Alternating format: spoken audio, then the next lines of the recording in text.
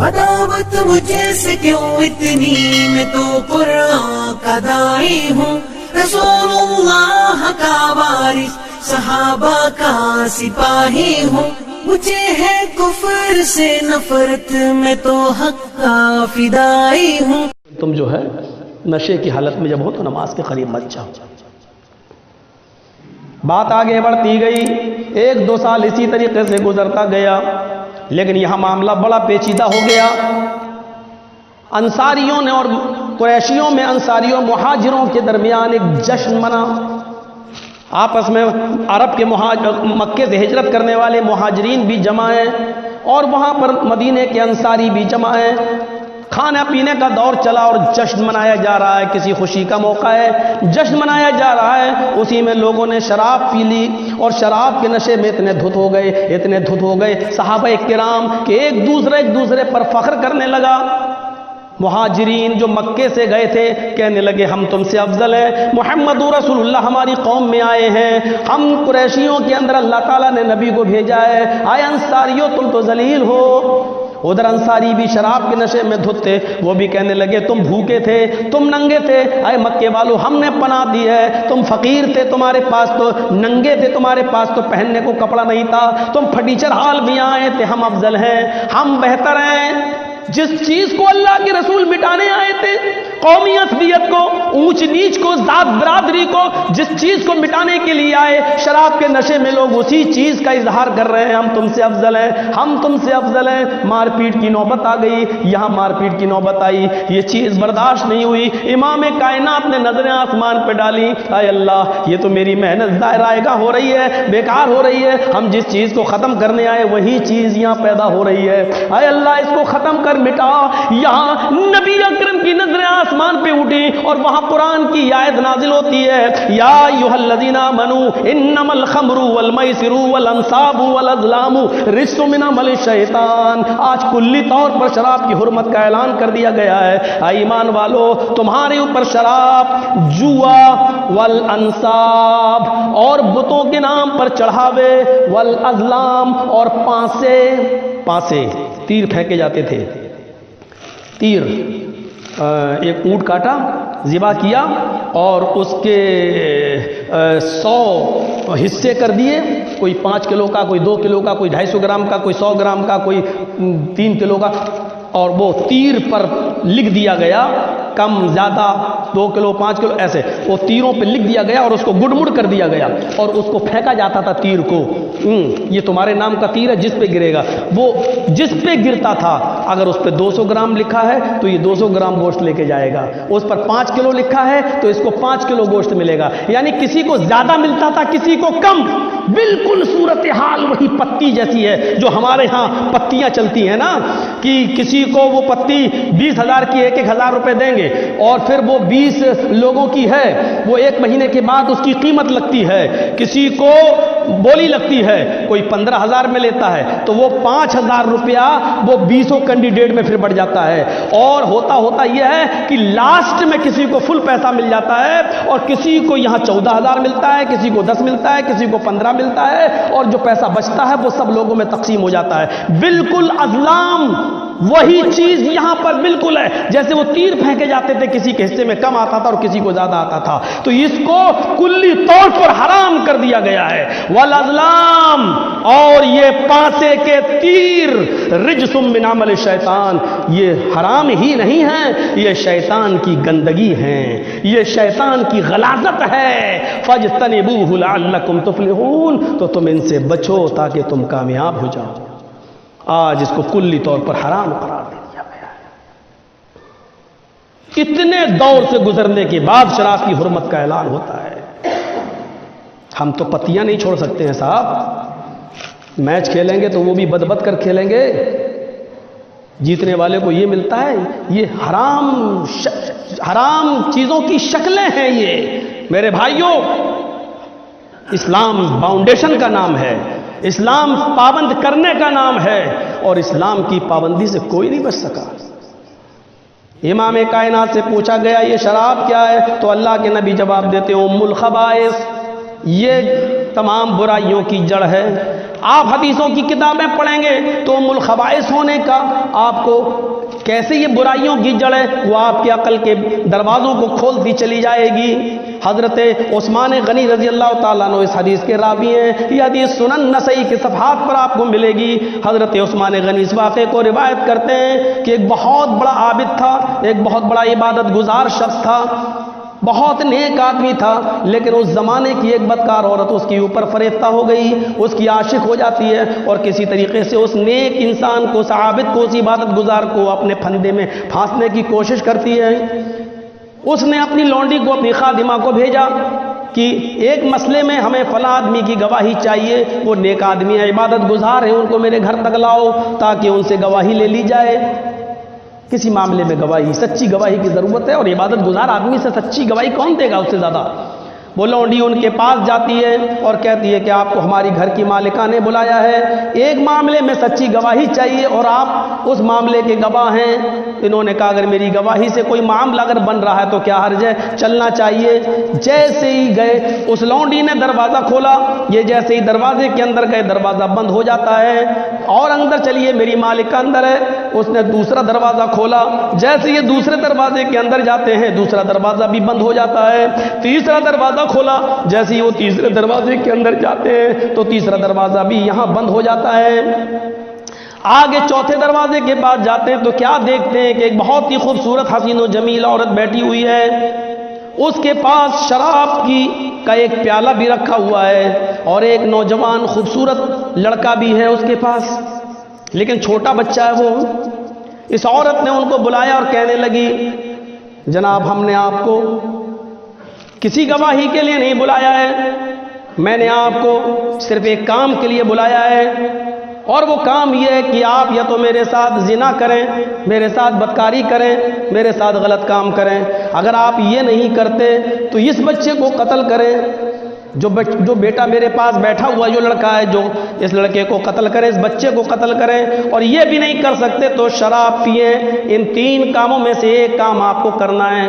سنن نسائی کے الفاظ ہیں، حدیث کی کتاب کے الفاظ ہیں۔ عثمان غنی جیسی شخصیت جن کو ذو النورین کہا گیا ہے، جناب محمد رسول اللہ نے ایک نہیں دو بیٹیاں ان کو دی ہیں، وہ حضرت عثمان اس حدیث کے راوی ہیں۔ فرماتے ہیں کہ اس عورت نے چاروں طرف سے ان کو پھانس دیا، نکلنے کا کوئی راستہ نہیں ہے، یا تو میرے ساتھ زنا کرو، نہیں کرتے ہو تو یہ شراب تو یہ اس بچے کو قتل کرو، اور یہ بھی نہیں کر سکتے ہو تو شراب پیو۔ اچھا خاصا آدمی تھا، عالم تھا، جانکار تھا، اس نے سوچا زنا بہت بڑا گناہ ہے، اور اس سے بھی بڑا گناہ یہ ہے کہ ہم کسی کو ناحق قتل کر دیں۔ ان دونوں بڑے گناہوں سے بچنا ہے تو بہتر یہ ہے کہ شراب پی لو، اگرچہ گناہ تو ہے شراب پینا، حرمت شراب کے بعد شراب پینا گناہ تو ہے، لیکن کم سے کم ان دونوں گناہ سے کم تو ہے، زنا سے کم تو ہے، قتل سے کم تو ہے۔ یہ سوچ کر انہوں نے کہا ٹھیک ہے پھر میں شراب ہی پی لیتا ہوں۔ انہوں نے شراب کا پیالہ پی لیا۔ جیسے ہی شراب پینے کے بعد غنودگی آئی، اور شراب کا ٹیسٹ ان کو اچھا لگا، غنودگی آئی۔ اس عورت نے پوچھا کہ اور پیو گے؟ انہوں نے غنودگی کے عالم میں کہہ دیا ہاں اور پیئیں گے۔ اس نے اور شراب بھر دی اور پی لی۔ اس نے کہا اور پیو گے؟ کہاں اور پیئیں گے۔ ان کا مقصد یہ تھا کہ شراب کے نشے میں دھت ہو کر ہم ایک طرف پڑ جائیں گے، ہم زنا سے بچ جائیں گے، ہم قتل سے بچ جائیں گے۔ انہوں نے اور شراب پی، پھر شراب کے نشے میں دھت ہو کر اس عورت نے چاقو پکڑا دیا، ان کو ورغلایا۔ اب وہ شراب کے نشے میں دھت ہو گئے، اب ان کو پتہ نہیں چلا، فوراً اس بچے کو بھی قتل کر ڈالا، جو چھوٹا بچہ تھا اس بچے کو بھی قتل کر ڈالا۔ پھر اس عورت نے ان کو اپنے اوپر سوار کیا اور شراب کے نشے میں انہوں نے زنا بھی کر ڈالا۔ میرے بھائیوں، شراب بھی پی، زنا بھی کیا، بچے کو قتل بھی کر دیا۔ میرے بھائیوں، اس صحابی کا اس آدمی کا جو انجام ہوا وہ الگ چیز ہے، لیکن اس واقعے کو جب سامنے رکھ کر حضرت عثمان غنی نے اللہ کے نبی صلی اللہ علیہ وسلم سے پوچھا تھا کہ اللہ کے رسول آپ شراب کے بارے میں کیا فرماتے ہیں، تو اللہ کے نبی صلی اللہ علیہ وسلم فرماتے ہیں کیا میں نے تم سے پہلے ہی نہیں کہا تھا کہ شراب تمام گناہوں کی جڑ ہے۔ دیکھیے، وہ شراب کے نشے میں جب دھت ہوا تو اس نے زنا بھی کر لیا، بچے کو قتل بھی کر دیا، اور شراب تو پہلے ہی پی چکا تھا۔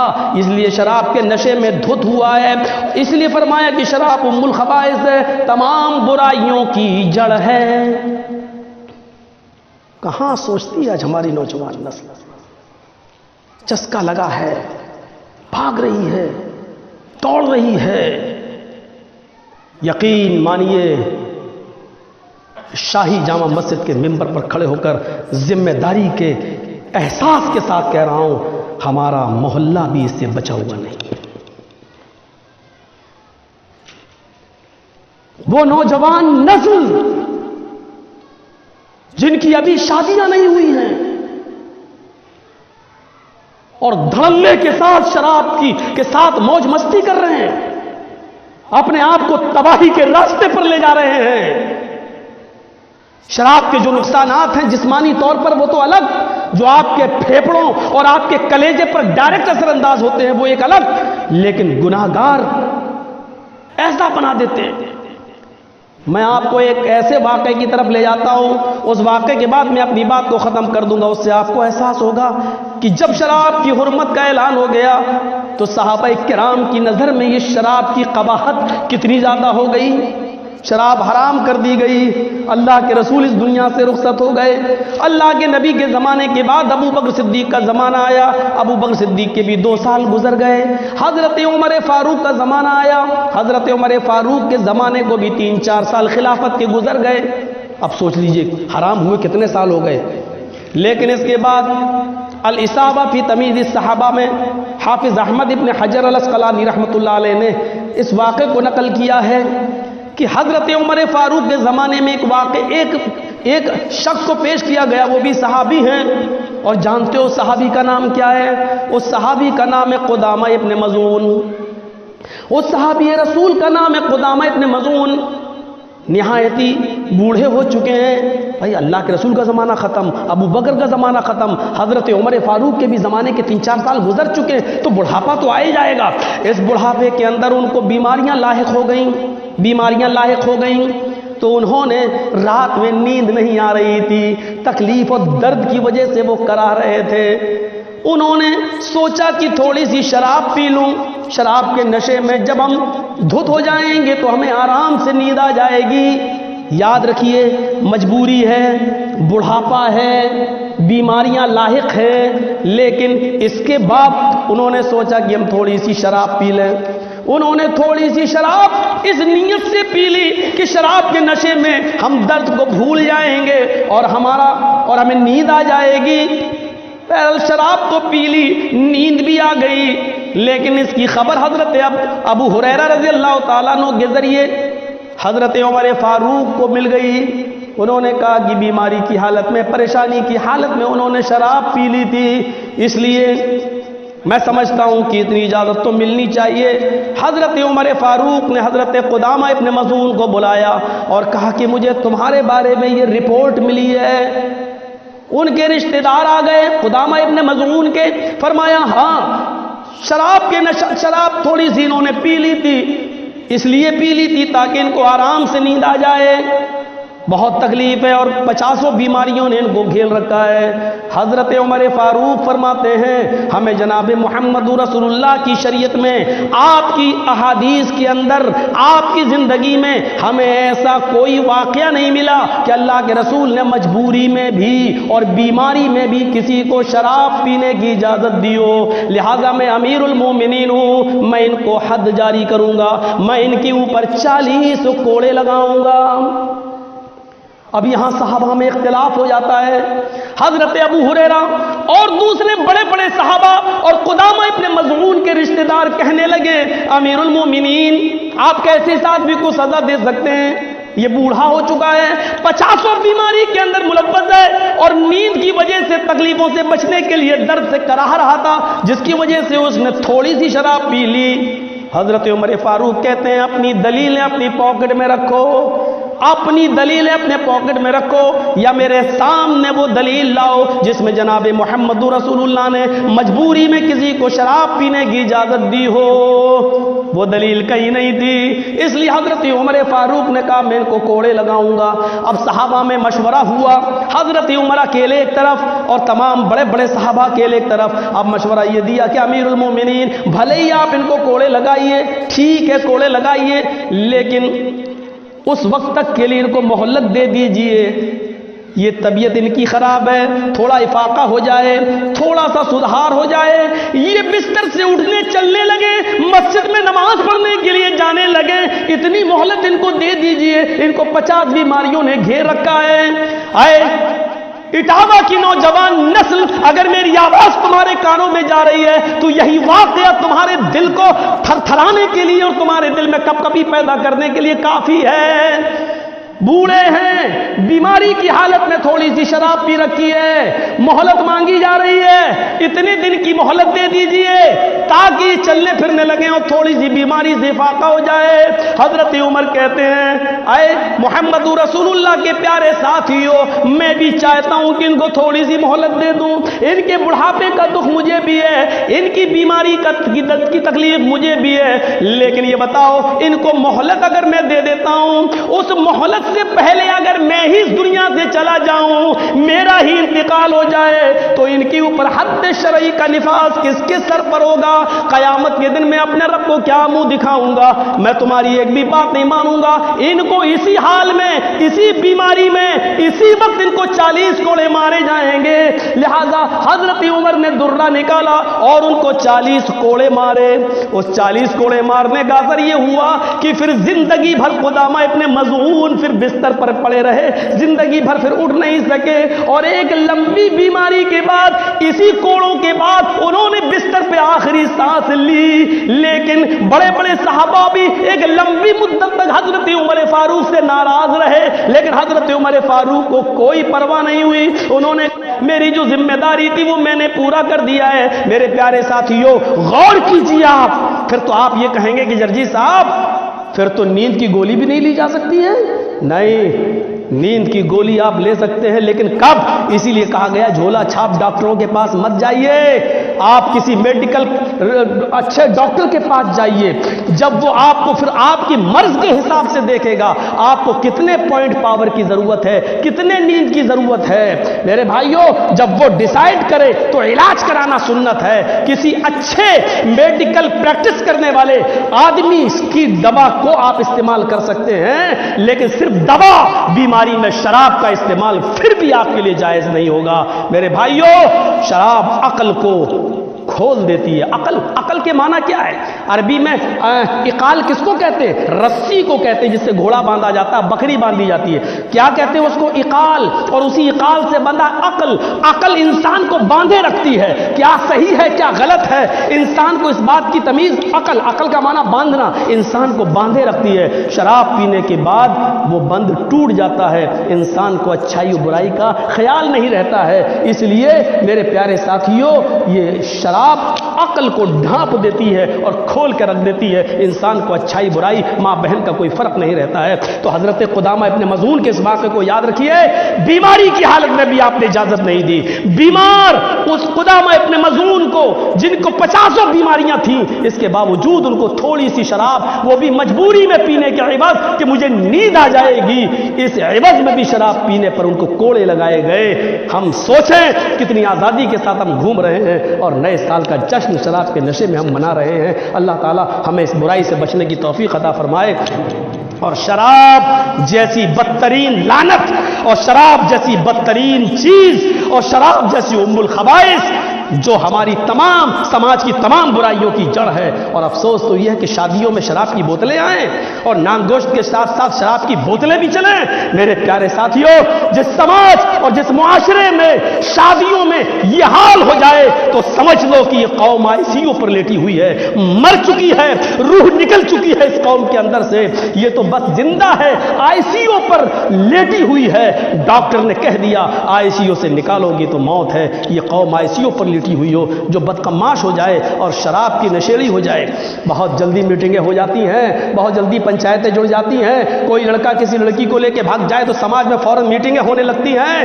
میرے سماج میں رہنے والوں، جب کوئی شراب پی کر تمہارے سماج میں جیتا ہے اس کے بارے میں تم میٹنگیں کیوں نہیں کرتے ہو؟ وہ قوم کہاں چلی جاتی ہے؟ اس محلے کے بزرگ اور سرپنچ کہاں چلے جاتے ہیں کہ تمہارے علاقے میں شراب پینے والے لوگ موجود ہیں اور تم ان کے خلاف میٹنگ نہیں کر رہے ہو، تم ان کے خلاف کوئی ایکشن نہیں لے رہے ہو؟ جب اللہ کا عذاب آتا ہے تو معاف کیجئے گا، چنوں کے ساتھ اور گیہوں کے ساتھ گھن بھی پس جاتا ہے، اس میں برے لوگوں کے ساتھ نیک لوگ بھی پیس دیے جاتے ہیں، اور نیک لوگ اس لیے پیس دیے جاتے ہیں کیونکہ وہ بروں کو برائی کرنے سے نہیں روکتے ہیں۔ موقع نہیں ہے تفصیلی بات کرنے کا۔ اللہ تعالیٰ سے دعا ہے کہ بار الہ ہمیں شراب کی حرمت کو سمجھنے کی توفیق عطا فرما اور ہماری نوجوان نسل کو شراب سے محفوظ فرما۔ الہ العالمین، ہم تجھ سے دعا کرتے ہیں کہ ہماری نوجوان نسل کو اس منحوس چیز سے بچا لے اور ہمیں رزق حلال کھانے کی توفیق عطا فرما، رزق حلال کمانے کی توفیق عطا فرما اور رزق حلال کو اپنا اوڑھنا اور بچھونا بنانے کی توفیق عطا فرما۔ جب تک تو ہمیں زندہ رکھ، اسلام پہ زندہ رکھنا، اور جب ہمارا خاتمہ ہو تو ایمان پر ہمارا خاتمہ فرمانا۔ وما علینا الا البلاغ المبین، وآخر دعوانا الحمد للہ رب العالمین۔